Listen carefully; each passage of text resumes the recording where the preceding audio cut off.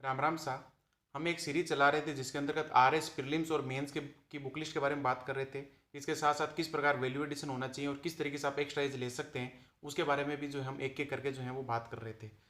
आज हम जिसके बारे में बात करेंगे वो है आपके खेल एवं योगा का पार्ट। और ये अगर इसके बारे में बात करूं कि इसकी बेसिक चीज़ें क्या है, तो सबसे पहली चीज़ तो ये कि GS3 का पार्ट है।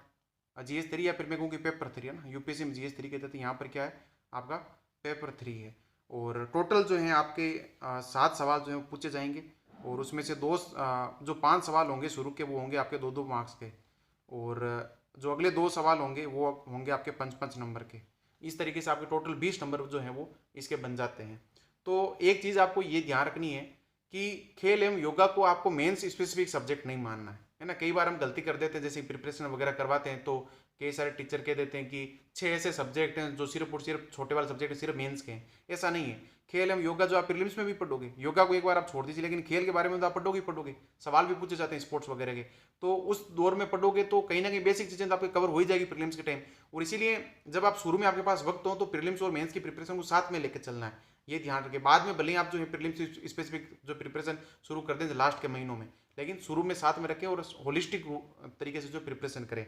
तो बुक लिस्ट के बारे में अगर हम बात करें कि क्या बुक लिस्ट होनी चाहिए, तो सबसे पहले जो अगर आपको देखनी है वो है आपके सुरेश राजपुरोहित सर के जो नोट्स हैं। मैंने इन्हीं को फॉलो किया था इस बार जो मैंने मेंस दिया था, और सच में अच्छे नोट्स हैं।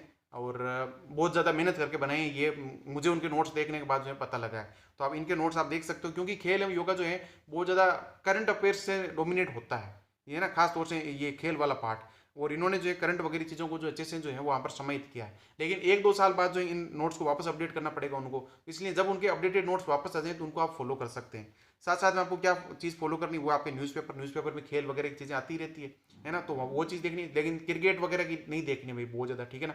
ना वहाँ पर ऐसे सवाल पूछे जाते हैं किसी भी एग्जाम में बहुत ज़्यादा। और देखनी क्रिकेट की वही चीज़ें देखी, फिर अगर देखनी है तो जो बहुत ज़्यादा इंपॉर्टेंट है बाकी को छोड़ दें। और करंट मैगजीन है, कोई भी करंट मैगजीन आप फॉलो करोगे करोगे, जैसे कि कोई भी, जैसे मैंने ये वाली मैगजीन फॉलो की थी, आप मुमल भी देख सकते हैं, किसी और कोचिंग ही भी देख सकते हैं अगर ढंग की वहाँ पर मैगजीन आती है तो।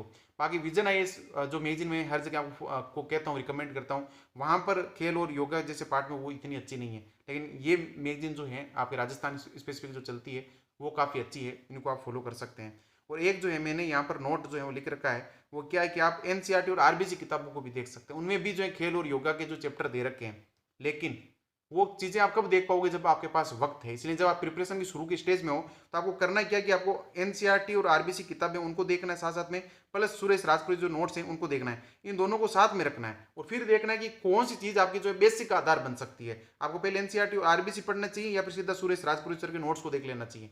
इन दोनों को आपको डिसाइड करना है, क्योंकि मेरे पास वक्त बिल्कुल भी नहीं था। मैंने जो मेंस का जो गैप था 4.5 महीने के आसपास, उसी वक्त जो है स्पोर्ट्स और योगा के सब्जेक्ट को जो पहली बार पढ़ा था, और टाइम नहीं होने के कारण जो मैंने सीधे जो सुरेश राजपुर सर के जो नोट्स है वो देख लिए थे। नहीं, अगर मेरे पास अगर टाइम होता तो मैं जरूर जो NCERT और RBC किताबों के वो चैप्टर देखता जो कि सिलेबस से मैच करते हैं। और अगर वो चैप्टर सच में सुरेश राजपुर सर के नोट्स से अगर अच्छे होते तो मैं इसी के इन्हीं सोर्सेज को चुनता, बाकी उन्हीं चुनता। जैसे कि व्यवहार का जो पार्ट है वो मैंने खुद से NCERT से किया था, सुरेश राजपुर सर के जो नोट्स है वहां से नहीं किया था, क्योंकि मुझे ऐसी गट फीलिंग आ रही थी कि ये नोट्स जो है सुरेश राजपुर सर के इस बार काम नहीं आएंगे, क्योंकि वो नोट्स शायद 2018-2021 की वैकेंसी के अकॉर्डिंग बनाए गए थे, बहुत ज़्यादा शॉर्ट्स थे।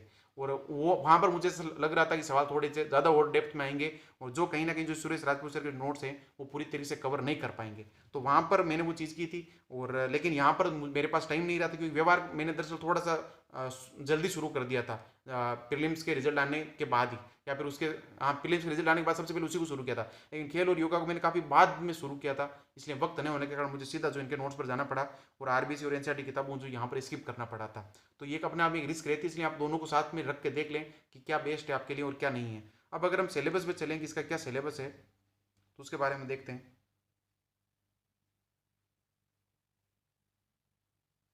जैसे कि ये वाला जो है आपका सिलेबस है खेल एवं योगा, तो इसमें सबसे पहली लाइन क्या है कि भारत एवं राज्य की खेल नीति। तो यहाँ पर जो सुरेश राजपूत सर के जो नोट्स है वो शानदार तरीके से दे रखी है, सब चीज़ें एकदम शानदार तरीके से, आपको डरना ही नहीं है। और इस बार शायद राजस्थान की जो राज्य खेल नीति थी उससे संबंधित कोई एक सवाल पूछा भी गया था, जितना मुझे याद आ रहा है, तो मैं सवाल खुद भूल रहा हूँ। उसके बाद में क्या कि भारतीय खेल प्राधिकरण और राजस्थान राज्य जो क्रीड़ा परिषद यानी जो खेलों के लिए काम करते हैं प्राधिकरण वगैरह, उनके बारे में चीज़ें तो सर के नोट्स में अच्छे से दे रखी चीज़ें। फिर है कि राष्ट्रीय और राजस्थान राज्य के खेल पुरस्कार, उनके नोट्स में जैसी चीज़ें हैं, बिल्कुल भी डरने की जरूरत नहीं, मैं इतना कह सकता हूँ। भले ही आप एनसीईआरटी और आरबीसी किताबों को यहाँ छोड़ भी देंगे तो कोई दिक्कत नहीं है, उन्होंने चीज़ें खुद जो है वहीं से उठाई है।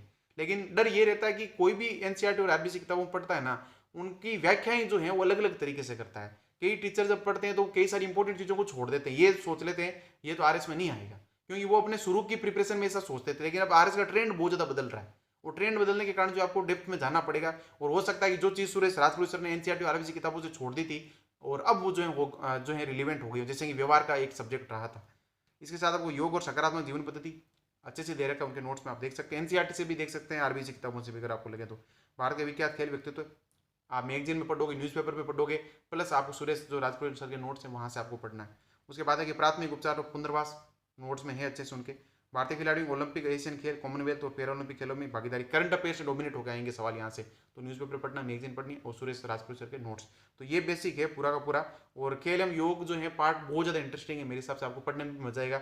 बस ये थोड़ा सा योग वाला जो हिस्सा है ना, इसको पढ़ने में दिक्कत आती है भैया ना, इसको याद करने में दिक्कत आती है बहुत ज़्यादा। संस्कृत में श्लोक क्या वो फॉर्मूले वगैरह होते हैं, उनकी व्याख्या तक पूछ रहे थे इसका मतलब क्या और क्या नहीं है। तो वहाँ से ज़्यादा डरना नहीं है आपको, थोड़ी बहुत है ना रिवीजन पर बहुत ज़्यादा फोकस करना है खेल और योग में। ये सबसे बड़ी चीज़ है, अगर आप यहाँ पर रिवीजन नहीं करोगे ना, आप फैक्ट्स जो है बहुत ज़्यादा भूलोगे। तो रिवीजन पर भी आपको बहुत ज़्यादा जो है वो जोर देने की जरूरत है, तभी आप वो एक्स्ट्रा एज जो है प्राप्त कर सकते हैं। बाकी मेरे हिसाब से यही बुक लिस्ट होनी चाहिए, और अगर आपको इससे भी बेस्ट अगर बुक लिस्ट मिले तो आप नीचे कमेंट सेक्शन में जो है वो शेयर कर सकते हैं। बाकी आज के लिए मेरी तरफ से राम राम सा।